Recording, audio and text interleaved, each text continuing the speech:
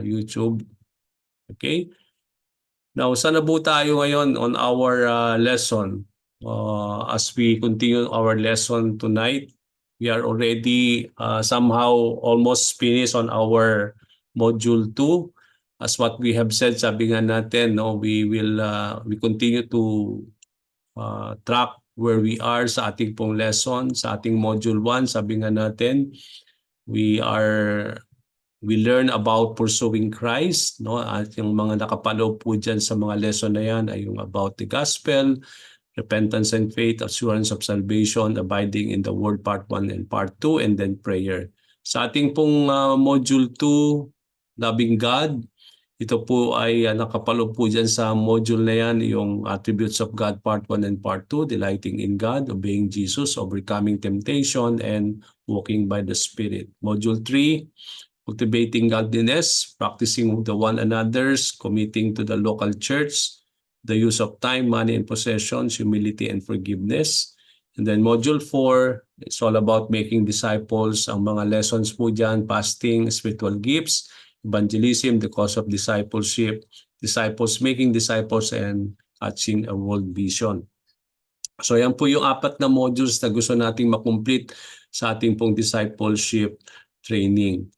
Doon sa ating module 1, natapos po natin yung gospel. Ito, we were able to understand about repentance and faith, how important na magkaroon tayo ng assurance of salvation, and how is it really to abide in the word, part 1 and part 2, and everything about concerning about prayer.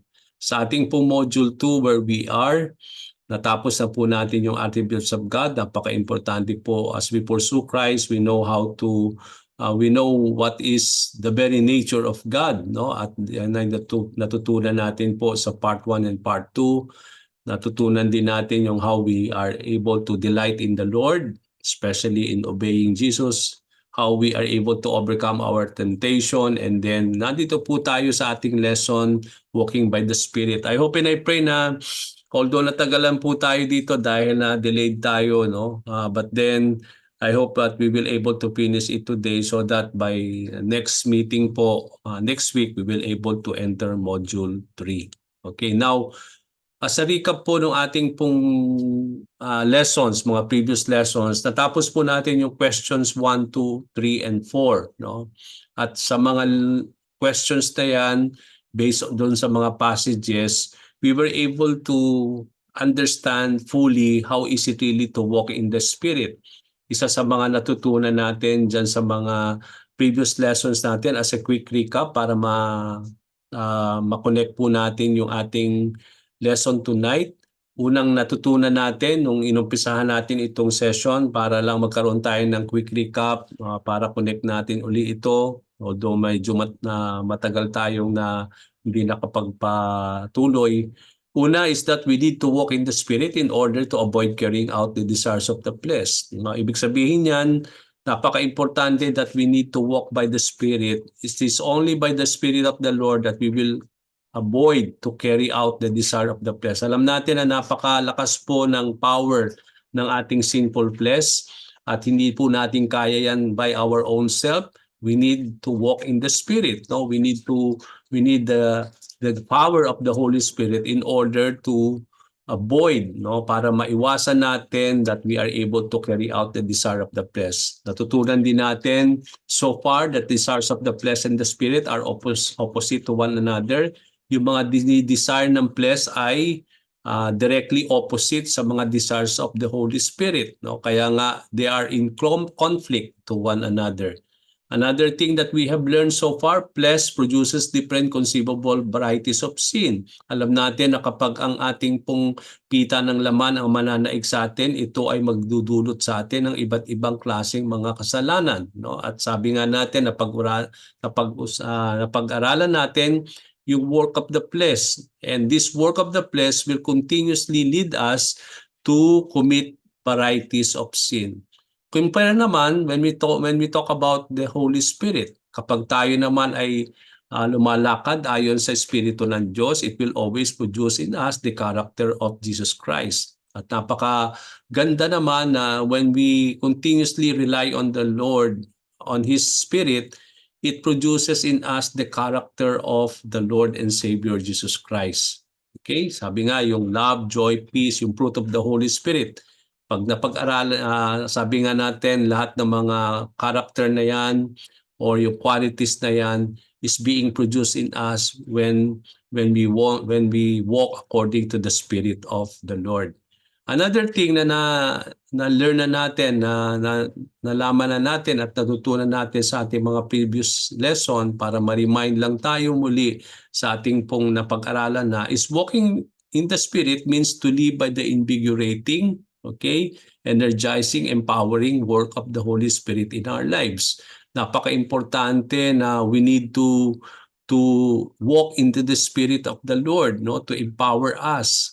To energize us, no, and to strengthen us, to give us power in our spiritual life. Kaya nga napaka-importante po na we need to walk in the Spirit of the Lord.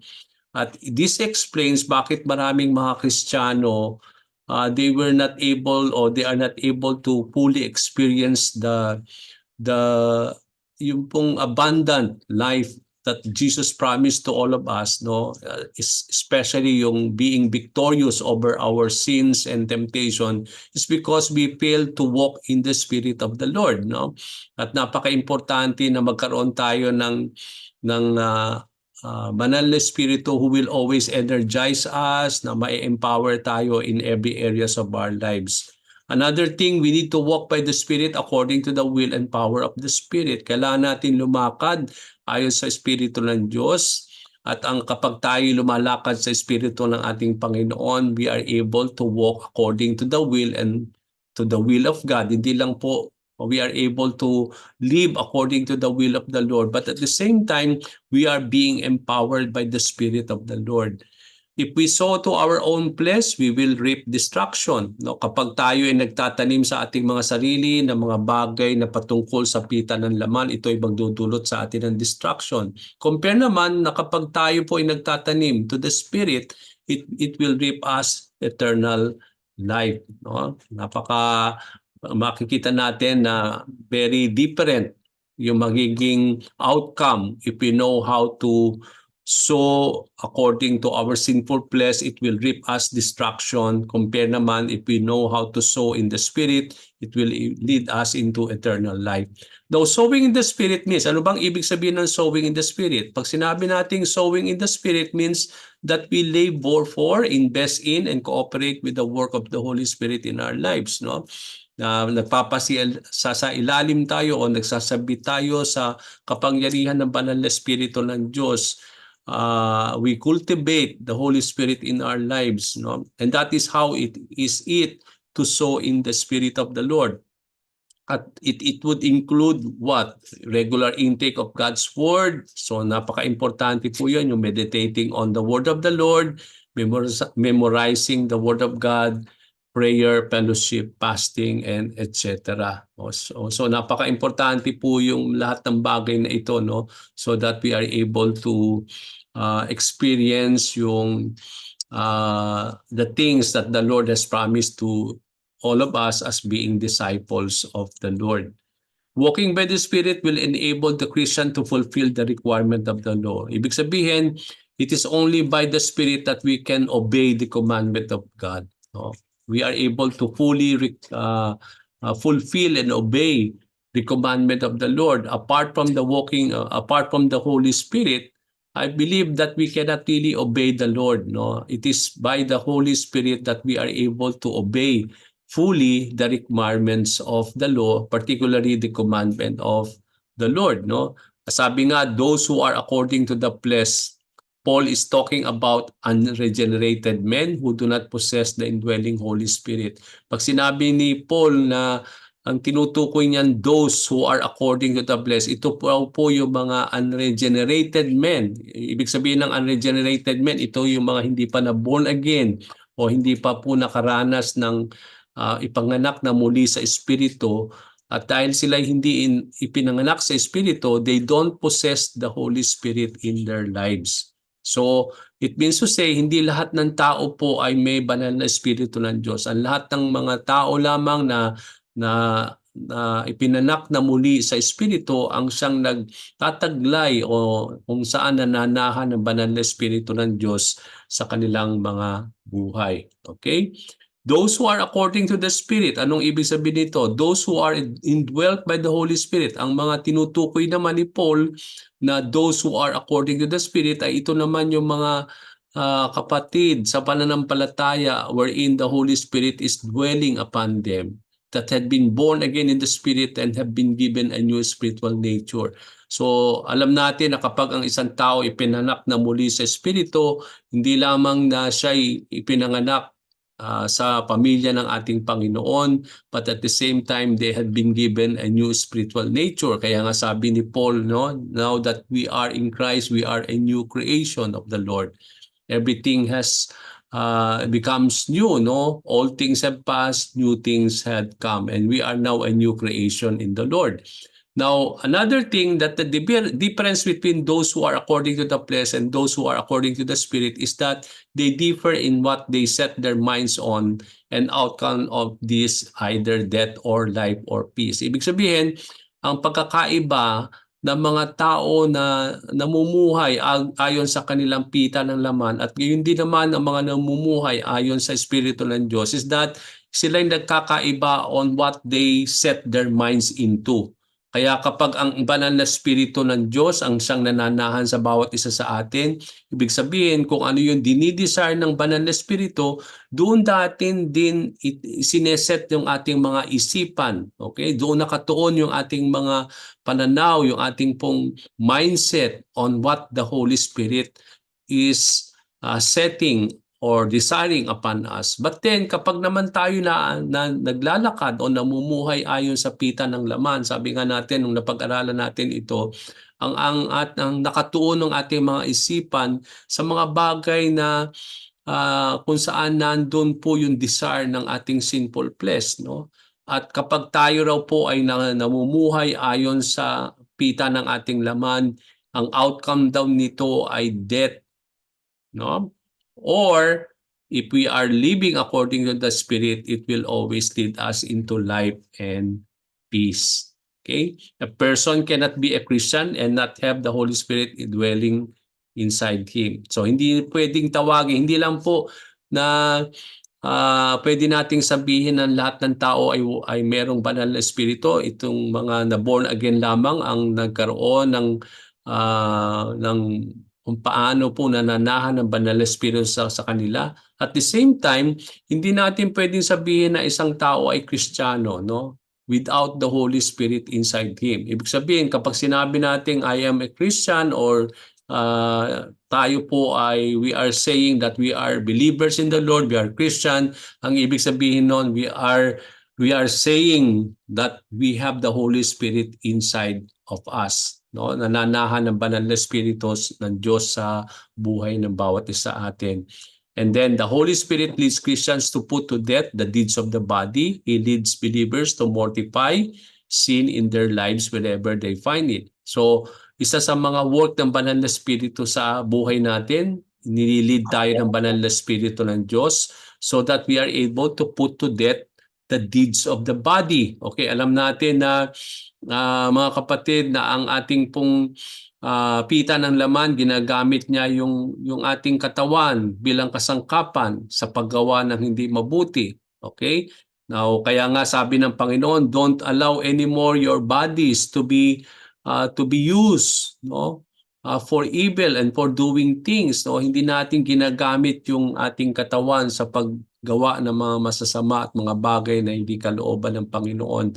So, it is only by the Holy Spirit that we can put to death the deeds of the body brought by our sinful flesh. And only the Holy Spirit can lead us to mortify sin. Pag sinabi nating mortify, it is to put to shame, no?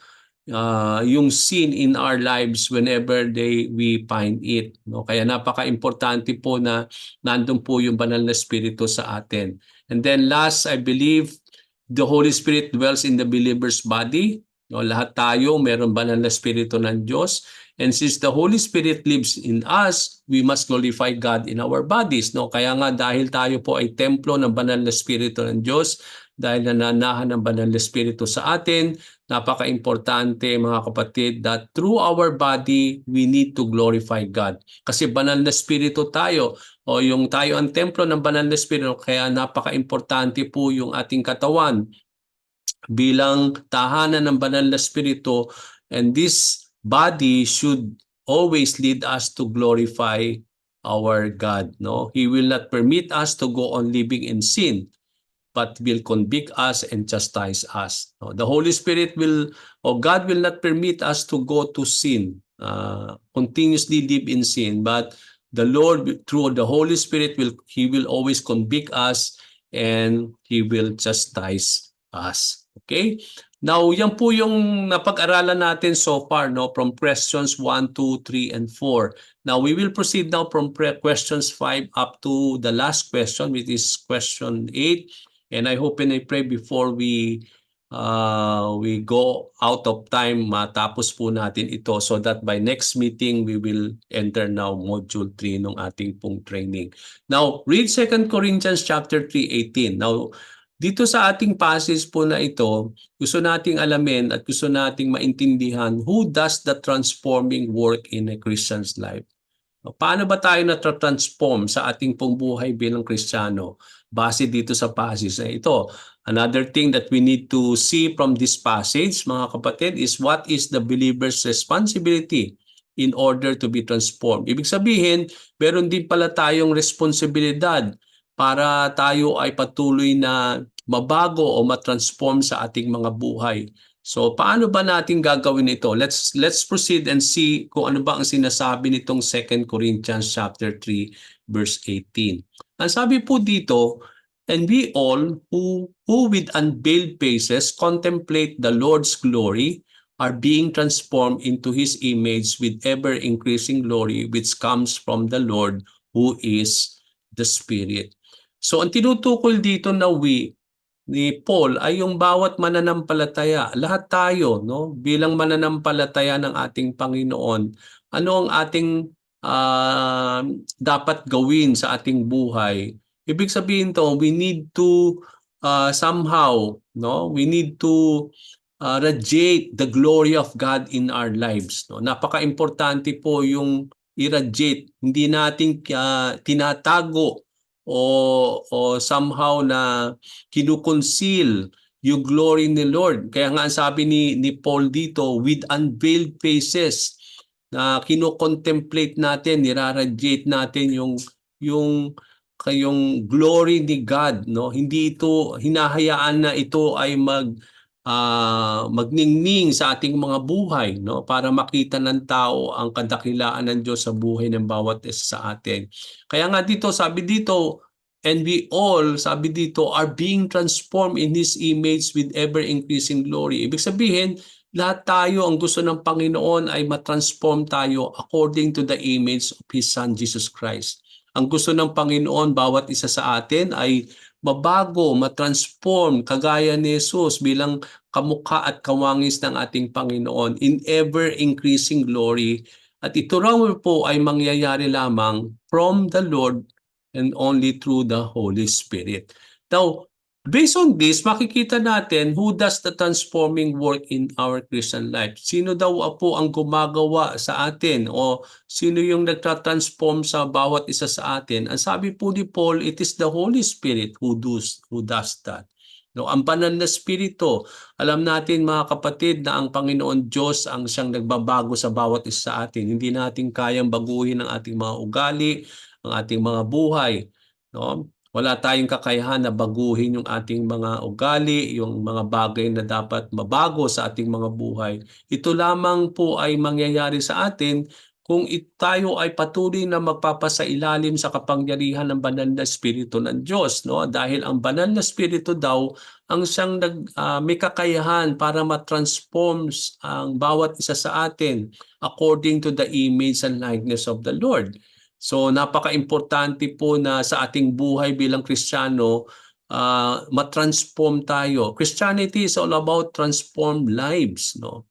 It's all about being transformed by the Holy Spirit. Kaya napaka-importante po na sa isang Kristiyano na makita natin yung pagbabago, yung natatransform tayo sa bawat aspect ng ating buhay. At yan po ay mangyayari lamang through the Holy Spirit. It is the Holy Spirit who does that transforming work into our lives, no? Kaya napaka-importante na doon natin makikita ganung kahalaga ang banal na Espiritu ng Diyos. Without the Holy Spirit, we cannot really see transform lives in us, no? Napaka-importante na tayo po ay mabago, patuloy ayon sa kalooban at kawangis ng ating Panginoong Jesucristo. Dito na di natin makikita based on this passage na ano ang responsibilidad natin. Kung ang banal na Espiritu pala ang siyang nagtatransform sa atin, ano naman ang responsibilidad? Meron din pala tayong responsibilidad para tayo rin ay magkaroon ng in order for us to be transformed. Sinabi po ni Paul dito sa 2 Corinthians 3:18 that we must continually behold the glory of the Lord, no? Ibig sabihin, para tayo po ay matransform, kailangan nating patuloy nating i-behold, no? Yung glory ni God. Pag sinabi nating to behold, ibig sabihin nun that He must continually let the word of Christ dwell in us richly. Yung para bang patuloy nating hinahayaan na mag-radiate si Lord sa ating buhay, at ito lamang po ay mangyayari if we will continuously let yung kanyang mga salita na siyang patuloy na manahan sa atin, no? Sabi nga natin, yung isa sa mga bagay na ginagamit ng Panginoon sa ating buhay para matransform ay hindi lamang ang banal na Espiritu, pero sa pamamagitan ng banal na Espiritu, ginagamit din ng Panginoon Diyos ang kanyang mga salita para matransform tayo. Di ba? Napag-aralan natin yung how we are able to abide in the word of the Lord, no? Bakit tayo nagme-memorize ng mga passages in the Bible? Bakit tayo at the same time, bakit tayo nagme-meditate, no? Dahil napaka-importante po yung word of the Lord, yung word of Christ, na kapag nananahan ang hindi lamang po ang banal na Espiritu ng Diyos sa atin, kapag naman nananahan ang mga salita ng Panginoon in us richly, sabi dito, no? Sabi natin na ang banal na salita ng Panginoon ang siyang na nagbibigay sa atin ng hindi lamang po ng kapangyarihan, ng kakayahan, nagbibigay ng kasiglahan at kapayapaan sa ating mga puso. But at the same time, alam natin, sabi nga sa Psalm 119, it keeps us not to sin against the Lord, no? Ito ay somehow guards our heart, no? If we know how to richly dwell or allow the word of the Lord dwell in us richly, it will allow us not to sin against the Lord, no? Another thing is that the word and the Spirit work together not only in regeneration. So ibig sabihin pala dito sa passage na ito sa 2 Corinthians 3:18, nandun yung gawa ng salita ng ating Panginoon at ang banal na Espiritu, they are working together. Not only in terms of regeneration. Pag sinabi nating regeneration, ito yung born again experience na kaya tayo born again o tayo ipinanak na muli sa Espiritu sa pamamagitan ng salita ng ating Panginoon at ganun din sa pamamagitan ng banal na Espiritu. But at the same time, hindi lang po ang salita ng Panginoon at ang banal na Espiritu are working together nung tayo na born again. But then sabi dito, so they are also working together in terms of sanctification. Now, ano bang ibig sabihin ng sanctification?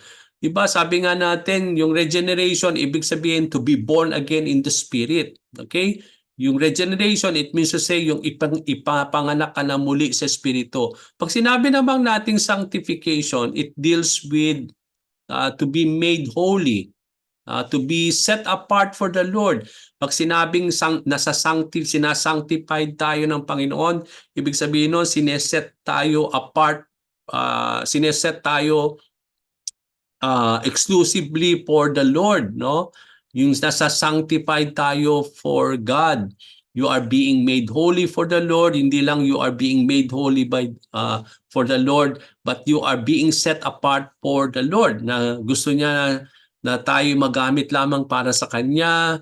No? Ibig sabihin, nasasanctify tayo. Yung para bang He is sanctifying us so that He may able to use us for Him alone. No? Kaya nga, masasabi natin na it is only by the Holy Spirit and the Word of the Lord working together in us that we are able to be sanctified wholly for the Lord. Kaya napaka-importante pala yung sanctification. At alam natin, sanctification mga kapatid, hindi ito finished work. Hindi pa ito tapos sa atin.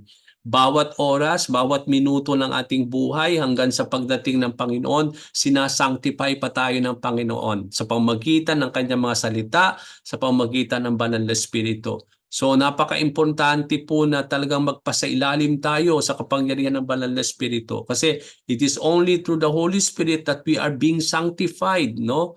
Na sinasanctify tayo. It is a continuous process pa rin na ginagawa ng Panginoon sa atin dahil dun sa ating sinful nature na nandito pa rin sa atin. Kaya napaka-importante na masanctify tayo bawat minuto, bawat oras, bawat araw, at bawat sandali ng ating buhay, no? So that we are able to put to death the sinful flesh and so that we are able to devote ourselves and use this body only for the glory of the Lord. Okay? Now, on question number 6, on 1 Thessalonians 4 verse 3 to 8, what is the will of God based on this passage? Another question na dapat nating alamin dito sa passage na ito. What aspect of sanctification is Paul thinking of specifically? Okay, and then for what purpose does God give His Spirit to us? Ano daw po ang purpose o dahilan bakit binigay sa atin ang banal na Espiritu ng ating Panginoon? Okay, tingnan natin po yung mga questions na yan.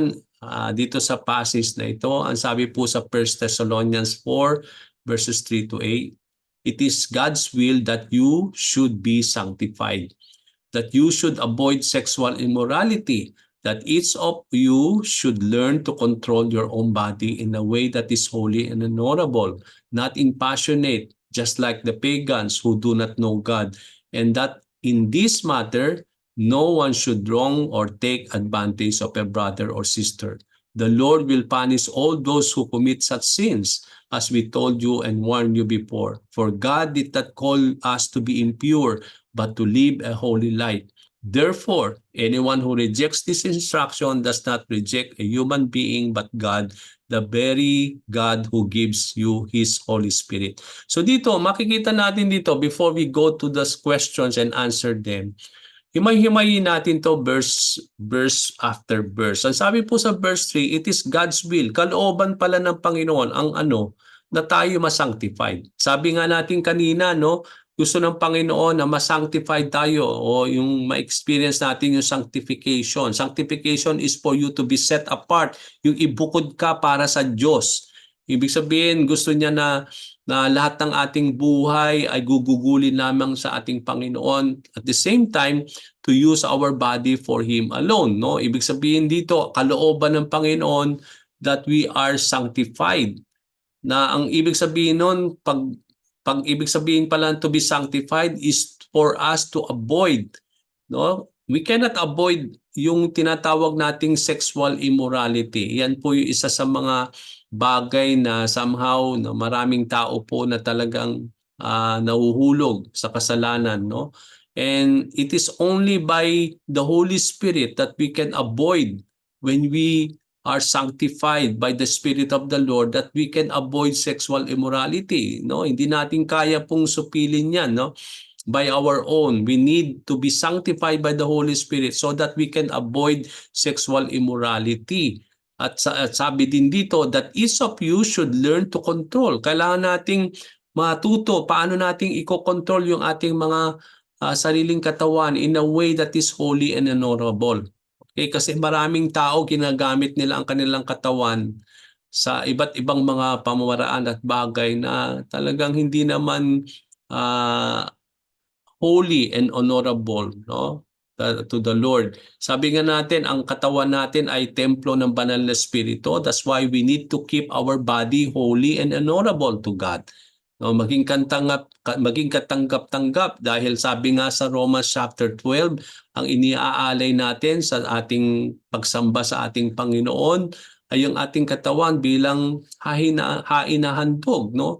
At magiging katanggap-tanggap lamang ang ating mga katawan kung if we know how to be sanctified by the Holy Spirit. No, yung marunong tayong makontrol, alam nating to control our own body in a way that is holy and honorable. Not in a passionate just like the pagans, no, who do not know God. Ang pagkakaiba natin mga kapatid sa mga pagano, pag sinabing pagano, ito yung mga taong hindi nakakakilala sa Panginoon. Kaya dapat may pagkakaiba tayo sa kanila on the way we live, on how we use our body, no? Because we know that our body now is the temple of the Holy Spirit, nananahan ng banal na Espiritu sa ating mga katawan, kaya we need to allow our body to be holy and honorable always. And that is in this matter, no one should wrong or take advantage of a brother or a sister. Okay, the Lord will punish. Ngayon, ang sabi dito, God will not tolerate if we are living in sin, especially when it comes to sexual immorality, no? If we are using our body in such a way na it is not holy and honorable, ang sabi dito, God will punish us who will commit such kind of sins, no? At itong sinasabi ni Paul na patuloy ko itong sinasabi sa inyo, sabi ni Paul dito, at patuloy kayong winawarn, no? Before, God will not call us, it's because sabi nga natin, God did not call us to be impure but to live holy lives. Alam natin itong mga passage na ito is not for unbeliever. Ang sinusulat dito ni Paul, sinusulatan niya at ina-address ni Paul dito sa mga passage na ito sa 1 Thessalonians ay mga believers in the Lord. Kaya nga, it is possible na kapag isang Kristiyano, it is possible pala still that they are still living and committing such kind of sin is because they are not allowing the Holy Spirit to sanctify them, no? Or they are not able to control their own body. It's because it is only by the Holy Spirit that we can control our sinful body, no? Our sinful flesh. And so that we are able to make it holy and honorable to the Lord, no? Kaya nga, napaka-importante na we need to live by the Holy Spirit of the Lord. But then, if we will continuously live according to this kind of sin, sabi dito, God will not tolerate it, no? He will punish us if we commit such kind of sins, because the calling of the Lord, ang calling ni God sa bawat isa sa atin is not to be impure or not to live in a sinful life, but to live holy lives, no? Yun po yung sinabi ng Panginoon. Because God is holy, we need to be holy. At napaka-importante po yung we need to control our body so that it will always be holy and honorable to the Lord. So therefore, anyone who rejects this instruction does not reject a human being, but God, the very God who gives you the Holy Spirit. So we don't want to reject this instruction of the Lord, because as believers in Christ, we are being taught to obey every instruction of the Lord, no? Tinuturuan tayo ng Panginoon na mag-obey, mag-submit sa salita ng Panginoon. Kaya napaka-importante that we need to obey this commandment of the Lord. At isa sa mga commandment dito na makikita natin, we are called to be sanctified by the Lord, no? Kailangan daw na tayo ma-sanctified by the Holy Spirit. Okay, now what is the will of God on this passage? The will of the Lord, sabi nga natin on this passage, is for you to be sanctified. Ang ating sanctification ay kalooban ng Panginoon. It is only by sanctification that we can keep our body holy and honorable. Kapag hindi tayo masasanctify, hindi natin mamimaintain yung ating mga katawan bilang maging to be holy and honorable to the Lord, no? And it is only by the sanctifying power of the Holy Spirit that we can maintain our body holy and honorable to the Lord. Kaya napaka-importante yung ma-set apart tayo lagi kay God, no? Yung to be made holy by the Holy Spirit of the Lord. At yan daw po ang kalooban ng Panginoon sa bawat isa sa atin. So what aspect of sanctification is Paul thinking of? Anong klase daw na sanctification ang binibigyan ng pansin dito ni Paul dito sa specifically dito sa verse 3? Yung he is thinking of a believer being set apart and separated from sexual immorality. Yung pag sinabi nating sanctification, malawak na category yan. But then dito sa passage na ito, binigyan niya tayo ng specific where we need to be sanctified, mga kapatid. Ang ibig sabihin dito, specifically dito, sinabi dito that we need to be set apart and separated from where? From sexual immorality, no? Yung sexual immorality, malawak po yan, general po yan, no? Maraming iba't ibang klaseng sexual immorality, no? Kaya nga we need to be set apart from it. Kailangan natin na ma-set apart dito sa klaseng kasalanan na ito, and we need to be set apart is to be separated from this, but to be set apart and separated for God alone. Okay? So dito napaka-importante po 'yon, no? Specifically, we are called to be sanctified from sexual immorality. Okay? Kasi bakit sexual immorality is because pag nagko-commit tayo ng sexual immorality, just to add on to this, no? 'Di ba kapag nagko-commit ang isang tao ng sin of sexual immorality, sila'y nagkakasala saan? Sa kanilang katawan, no? Kapag sinabing sexual, ginagamit mo ang katawan mo sa hindi maganda, no? Kaya nga kung tayo ay templo ng banal na espiritu, so nagkakasala tayo sa ating katawan. Okay? Kaya nga napaka-importante po yung ma-set apart ang bawat isa sa atin when it comes to our body, because it is only that we are able to maintain our body as a temple of the Holy Spirit to be holy and honorable to the Lord. No? Kaya napaka-importante na ma-set apart tayo, ma-sanctified tayo from sexual immorality, because we are the temple of the Holy Spirit. Okay? Hindi natin ginagamit ang ating physical na pangangatawan sa magagandang bagay. Kaya nga hindi maganda po yung ginagamit natin yung, 'di ba, ngayon napaka-rampant po yung ginagamit ng katawan bilang as a means of getting earning money, no? Yung mga prostitution, yung mga iba't ibang klaseng mga gawa na to earn money, na ginagamit nila ang katawan nila just to earn money, but this is not really according to the will of the Lord, no? Especially for us believers in Christ, no? Hindi natin ginagamit ang ating katawan which is purely for the Lord as a temple of the Holy Spirit sa iba't ibang bagay. Hindi lang sa sexual immorality, kundi sa iba't ibang mga bagay na hindi maganda. Kaya hindi natin gagamitin ang ating katawan sa mga hindi magagandang bagay, because our body is the temple of the Holy Spirit. Pero dito, ang binibigyan ng pansin dito yung sexual immorality, because when you sin from of sexual immorality, you are sinning against your body. Okay? Now, for what purpose does God give His Spirit to us? Ano daw po ang dahilan bakit ibinigay sa atin ang banal na Espiritu? God gives us the Spirit to make us holy. So, to be sanctified is to be made holy. Yun ang ibig sabihin doon. Kaya napaka-importante po yung banal na Espiritu ng Panginoon for us to maintain our holiness, because on the sight of the Lord, we are now holy. Okay, dahil hindi naman talaga ligtas na tayo ay mga banal.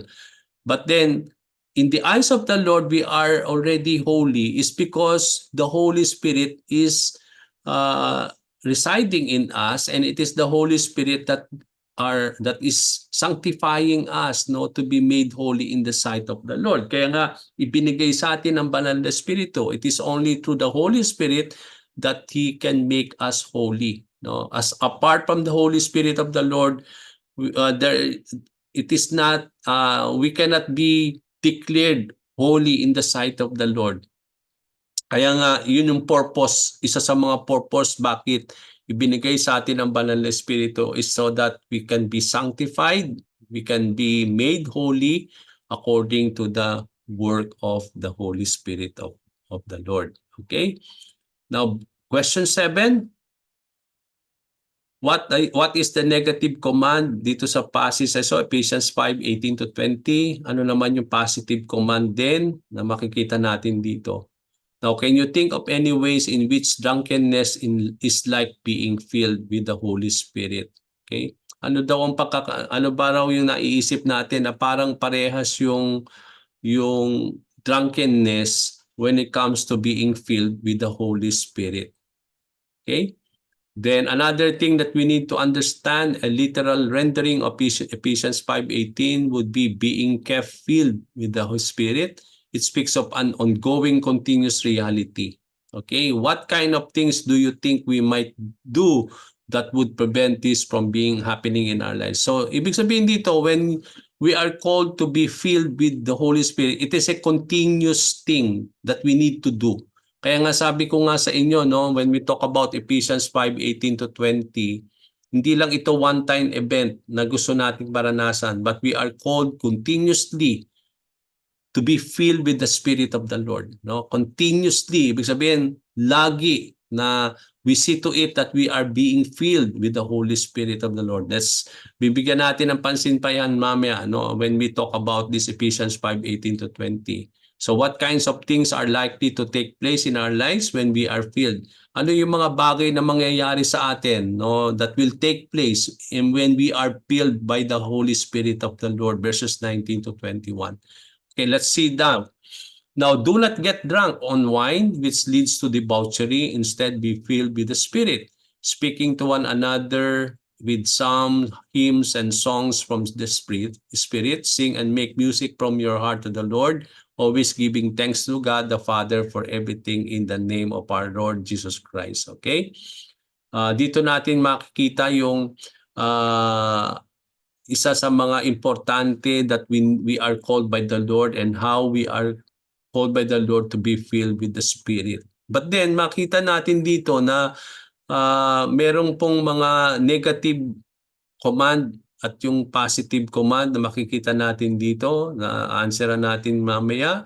At makikita din natin dito na how important it is to be filled with the Holy Spirit of the Lord, no? Ano yung pagkakaiba o yung pagkakahilintulad kapag ang isang tao ay naglalasing, no? When it comes naman when being filled with the Holy Spirit of the Lord, no? Ano yung pagkakahawig? Sabi dito ni Paul, at titingnan natin yan mamaya. So here, ang makikita natin dito specifically is on verse 18. Dito ko gustong bigyan ng pansin before we answer the question. Okay? Ang sabi dito, be filled with the Spirit. Now, itong pong verse na ito, sabi ko nga kanina, it is not a one-time event. But it is something that we need to be filled always in our lives. Ibig sabihin, lagi nating ugaliin na mapuspos o mapuno tayo ng banal na Espiritu ng Diyos. Na sabi ko nga nung last time, nung nandyan po ako sa Amano, nung inumpisahan natin itong lesson na ito, may pagkakaiba yung indwelling tsaka yung infilling. Okay, although sometimes akala natin pareho yun, indwelling tsaka yung infilling. Pag sinabi nating indwelling, yan po ay nangyari nung na-born again tayo. Pag sinabing indwelling, nanahan sa iyo ang banal na Espiritu. So nandun yung dwelling ng banal na Espiritu sa iyo. Yun ang ibig sabihin ng indwelling. Now, nang nanahan ng banal na Espiritu sa atin, we need still to be filled o yung infilling, no? Iba rin yung infilling. So ang to be filled is to be, yun yung infilling of the Holy Spirit, no? Yung to be filled with the power of the Holy Spirit. Kailangan natin ma-empower, yung kailangan natin na somehow we need to be filled with the power of the Holy Spirit. No, ibig sabihin pala, kahit nananahan ng banal na Espiritu sa atin, no, the one thing that we need still to do into our lives is that we need to be filled always by the Spirit of the Lord. Sabi nga natin, no, from time to time, yung mga mobile natin, nalolobat yan, no?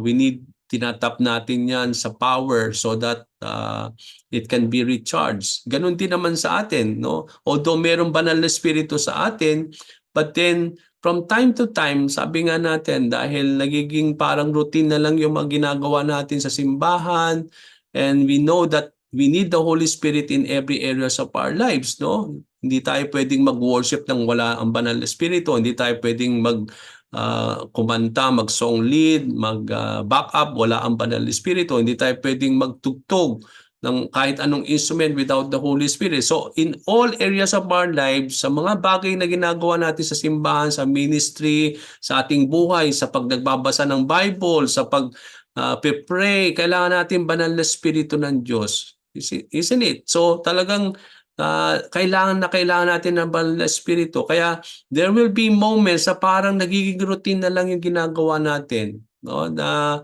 for the sake na magawa natin yon. But then na somehow nawawala yung alab, yung init, no? It's because we fail to tap ourselves from the power of the Holy Spirit. Kaya nga kailangan natin from time to time ma-recharge, yung mapuspos na muli ang banal na Espiritu. And there are two things that we need to do to be filled always with the Holy Spirit. Una is to ask the Father in heaven. Di ba sabi nga sa passage that if we ask the Father if we ask the Father regarding the Holy Spirit, no, He will give the Holy Spirit in us, no? He will allow us to be filled again with the Holy Spirit. So it is by way of praying, allowing the Father to fill us. Another way to be filled of the Spirit is yung by laying of hands, no, sa mga services natin, kapag meron tayong mga altar call or may yung mga laying of hands, no, dito tayo na napipild na muli ng banal na Espiritu ng Panginoon. So kailangan nating ma-filled lagi, no? Kaya nga dito sa passage to, ito ay continuous process. Kailangan natin talaga na from time to time, we ask the Holy Spirit to come upon us and allow the Holy Spirit again to fill our hearts, na mag-alab lagi, yung mapuspos lagi yung init, no? Hindi pan the flame, no? Sabi nga ni Paul, pan the flame in you. Huwag nating hayaan na lumamig yung alab at init natin sa pagsamba sa Diyos, sa paglilingkod sa Kanya, at mananatili lamang yung alab at ang passion na yan kung marunong tayong humiling sa Panginoon upang siya'y puspusin niya tayo ng Kanyang banal na Espiritu upang magpatuloy ang alab sa ating mga bagay na ginagawa natin patungkol sa ating Panginoon. Okay, so what is the negative command here? Ang negative command, do not get drunk with wine. Okay, wag daw tayo maglasing, no? Sabi maraming tatanong, masama ba yung wine, no? In those days, ang wine kasi, it is not like the wine that we have, no? Yung wine in those days, they considered is as a medicine ng mga panahon na yon. But then kung sobra naman, it can make us drunk, no? Pwede tayong malasing. Ganoon din naman sa mga inumin sa ngayon, no? Na mga hard drink that can make us drunk, no? So sabi dito, do not get drunk with wine. Yun yung negative, but at the same time, yung positive dito, but be filled with the Holy Spirit. Okay, now dito merong comparison o contrast na ibinibigay dito si Paul. Yung being drunk compare with being filled with the Spirit. Bakit? Parang merong pagkakahalintulad, no? Sinasabi dito. Ano yung pagkakahalintulad? Ito nga yung sinasabi dito sa next question. Can you think of any ways in which drunkenness is like being filled with the Spirit? Ano raw yung mga naiisip natin na parang yung paglalasing ay kagaya daw ng to be filled with the Holy Spirit of the Lord. Yeah, it can be likened unto it. It's because alam natin na kapag ikaw ay umiinom ng mga hard drinks, no, at ikaw ay nalalasing o nalasing ka dahil sa mga hard drinks na yan, di ba yung espiritu ng alak, kinokontrol niya yung utak at isip mo to the point na lumalakas ang loob mo. Kaya nga yung mga lasing, kung ano-anong nagagawa, di ba? Yung mga Kaya yung iba gusto nilang maglasing kasi through paglalasing lamang na nagagawa nila yung mga bagay. Kapag hindi sila lasing, hindi nila magawa yon. At the same thing, no? Ganun nangyayari, di ba? Makikita natin sa mga balita, sa mga ano, may mga nangyayari, pumatay, no, nakapatay dahil lasing, no? Dahil under sa espiritu ng alak, no? Ganun din naman, kino-compare niya ni Paul na parang ganun din when you are filled. When you are filled ng Holy Spirit, yung espiritu ang siyang nagko-control ng isipan ng buong pagkatao natin. Parang yung espiritu ng alak, nako-control niya yung utak at yung buong pagkatao ng isang tao kapag lasing siya. Ganun din daw when you are filled with the Holy Spirit. No, kapag tayo puspos ng banal na espiritu, siya yung nagko-control lahat ng aspect ng ating buhay. At dito yung sinasabi nga ni Paul dito, no? Drunkenness is like being filled with the Spirit in that we come under the influence, no? 'Di ba? Kapag isang tao ay lasing, nasa impluwensya ng espiritu ng alak, no? At yun ay kinokontrol niya ang kanyang isipan, ang kanyang buong pagkatao. Sometimes nagkakaroon siya ng lakas ng loob na gawin yung mga bagay kahit yung mga bagay na hindi maganda at labag. Ganun din naman when it comes to the Holy Spirit. No? When we are filled with the Holy Spirit, we are being influenced and powered by the Holy Spirit of the Lord. No? At alam naman natin na ang espiritu ng alak will not lead us into good things. No? But ang compare naman, when we are filled and influenced by the power of the Holy Spirit, alam naman natin na ito ay magdadala sa atin lagi sa kalooban at kabutihan ng ating Panginoon. So doon nung natin makikita yon. Pero yung effect nung drunkenness at yung to be filled somehow is almost the same thing, no? Both are influencing and controlling our whole being when we are under the influence of the spirit of nung alak, at the same time if we are under the influence and the power of the Holy Spirit of God. Okay? Now, ang sabi dito, yun nga yung sinabi ko, yung literal rendering of Ephesians 5:18, it is being kept filled, no? Ibig sabihin, kailangan nating makif o continuous in feeling. It speaks of an ongoing continuous reality. Kailangan continuous yan. So what kinds of things do you think we might do that would prevent this from happening? Ano raw yung mga bagay na pwede nating gawin na makapagpipigil sa atin para hindi tayo mapuspos lagi ng banal na espiritu ng Diyos, no? Marami, lack of prayer, no? Yung intake of scripture, kung hindi tayo nagbabasa ng salita ng Panginoon, talagang manlalamig tayo, no? If we are not praying continuously, no? It is through the prayer that we ask the God to fill us with the Holy Spirit. Yung conscious dependence upon God and deliberate sin, no? Kapag tayo ay continuously deliberating or deliberately sinning against the Lord or living continuously according to the sin, then it prevents us, no, not to be filled with the Holy Spirit of the Lord.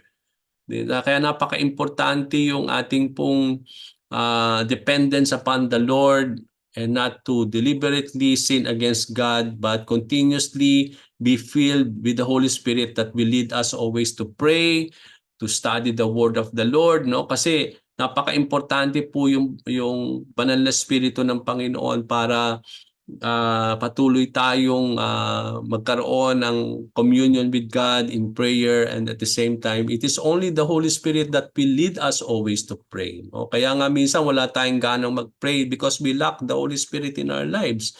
Wala tayong gano'n na magbasa ng Bible because we are not being controlled and empowered by the Holy Spirit. Come to think, kung tayo puspos ng banal na Espiritu, ini-impluwensya niya tayo para lagi tayo mag-pray, no? Kinokontrol niya tayo at we are being led always to read the word of the Lord, no? At kaya nga napaka-importante po itong ongoing continuous process na ito sa ating buhay, that we need always to be filled with the Holy Spirit of the Lord. Okay?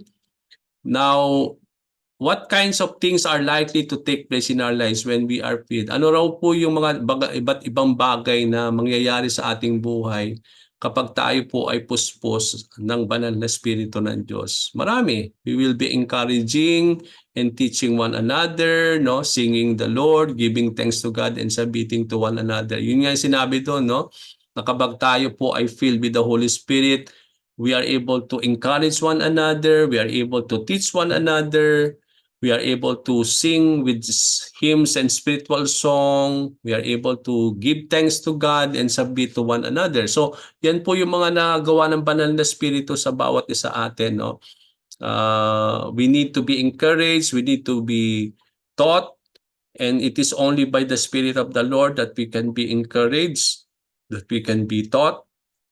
Napaka-importante po ang banal na Espiritu because it will always lead us to sing to the Lord. It will always lead us to give thanks to the Lord and to the Holy Spirit that we are able to submit to one another. Okay, yan po yung nagagawa ng banal na Espiritu kapag tayo po ay filled by the Holy Spirit. And last question natin as we finish po itong lesson na ito to close yung ating module 2. Colossians 3:16 to 17, notice the close parallel between this passage of scripture. Parang merong parallelism, ang parang katulad din ng sinasabi sa Ephesians 5:18 to 21, ito Colossians 3:16 to 17.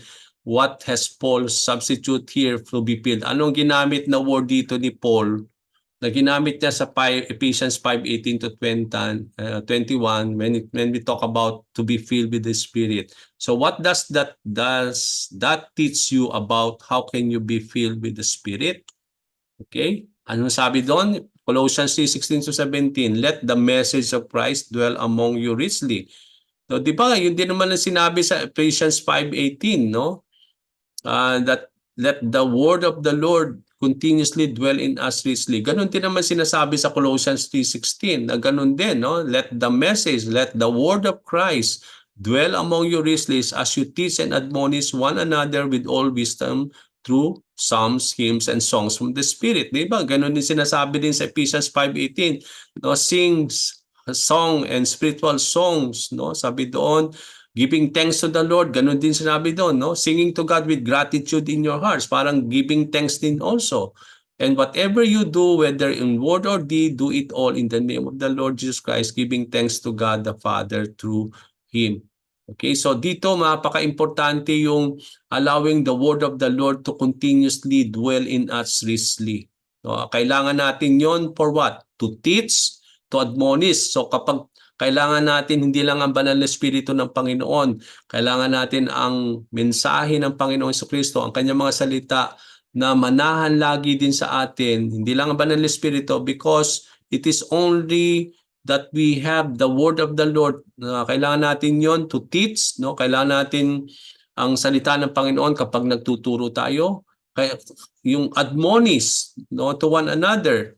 Pag sinabi nating admonish, yung nag-encourage tayo sa isa't isa, and we need the word of the Lord to encourage one another.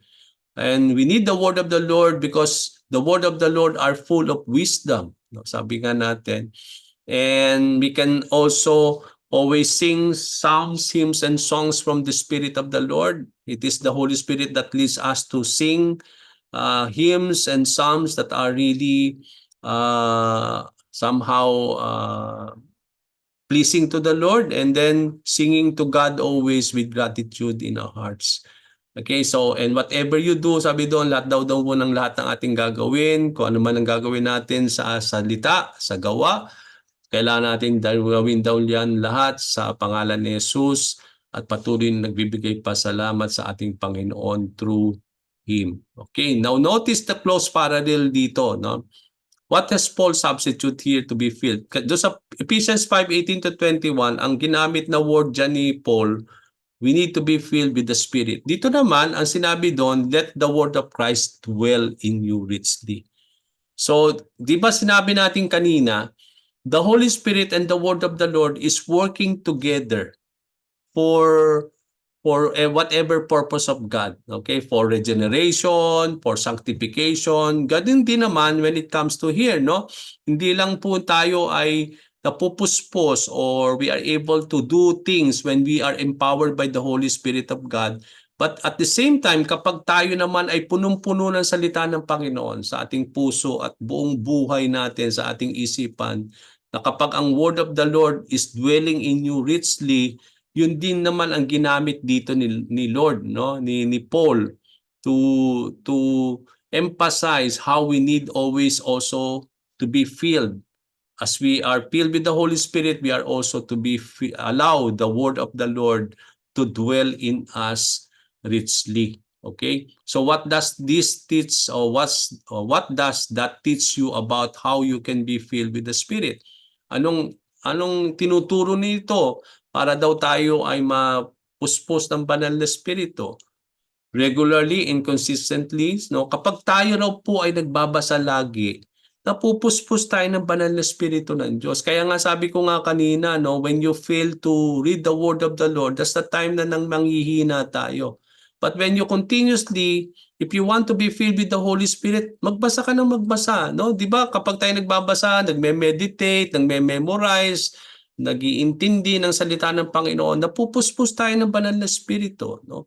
Kaya kapag regularly, consistently na nagbabasa tayo, nagme-meditate, nagme-memorize, napupuspos tayo ng banal na Espiritu. Okay? God's word in order to cooperate with the work of the Spirit in your life. Sabi nga, the Holy Spirit and the word of the Lord is consistently working together to achieve the purpose of God in our lives. Kaya nga kapag tayo nagbabasa ng salita ng Panginoon, consistently meditating and memorizing the word of the Lord, no, nandun po na talagang hindi lang the word of the Lord is richly dwelling in you, but at the same time, the Holy Spirit is continuously, sabi nga natin, filling you also. Kaya napaka-importante po yon. Okay? Now, to be filled with the Spirit basically means to be controlled by the Spirit. Kaya, ang ibig sabihin niyan, para mapuspos tayo ng banal sa Espiritu, ang ibig sabihin nun, kailangan nating makontrol lagi ng banal na Espiritu. In much the same way that a drunk man is controlled by the alcohol. Yung sinabi ko nga kanina. In fact, we even refer to alcohol sometimes as spirits. Diba? Kaya nga ang tawag natin sa mga alcohol hard drink, spirits. Diba? Sa mga bars, sa mga restaurants, ang tawag nila sa mga drinks na yan ay spirits because it can really influence and control people when you are drunk. So as Christians, we must make a conscious decision to yield to the Holy Spirit and allow Him to control our life. So meron tayong responsibilidad dito mga kapatid.